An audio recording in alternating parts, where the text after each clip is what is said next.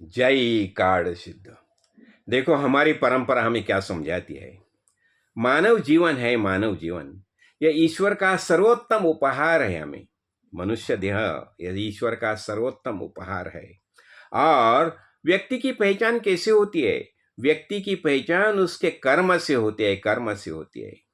और कर्म ही धर्म है, और कर्म ही जीवन का आरंभ है, यानी शुरुआत है, और अंत भी कर्म से ही है।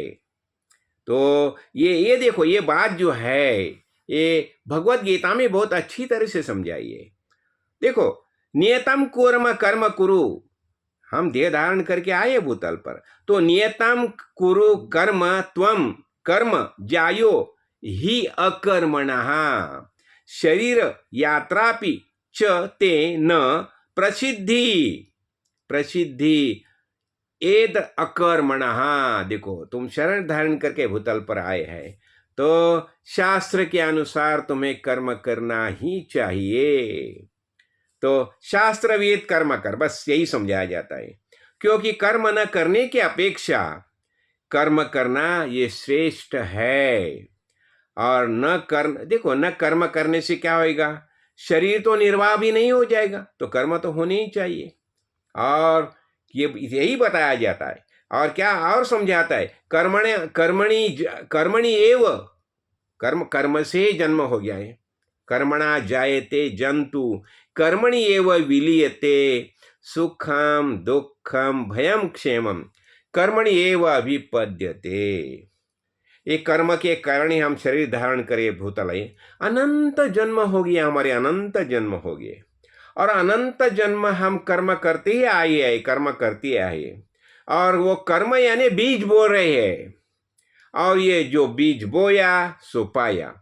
तो इस कर्म के कारण क्या होता है? जो बताया जाता है ना, ये कर्म का जब भी समुच्चय हो जाता है, तो प्रारब्ध के अनुसार इस कर्म के कारण हम देह धारण करके भूतल पर आते हैं। यानी कर्मणा जायते जंतु, कर्म के कारण ही हमारा जन्म होता है। और फिर क्या बताया जाता है? कर्मणि एव विलीयते। इस कर्म के कारण ही हमें देह छोड़ना पड़ता है। यानी देह की शुरुआत और अंत कर्म के कारण ही होता है। हाँ, कर्मणि एव विलीयते सुखम दुखम भयम क्षेमम कर्मणि एव अभिपद्यते। जब भी हम सुख अनुभव करते हैं या दुख अनुभव करते हैं या भीति अनुभव करते हैं, मंगल कुशल क्षेम अनुभव करते हैं, सबके से कर्म के कारण। यानी हमारे हाथ में क्या है? अच्छे कर्म करना, ये हमारे हाथ में है। ये बताया कि इसलिए बताया जाता है ना, उद्धरेत आत्मानम आत्मना नात्मानम अवसादयेत।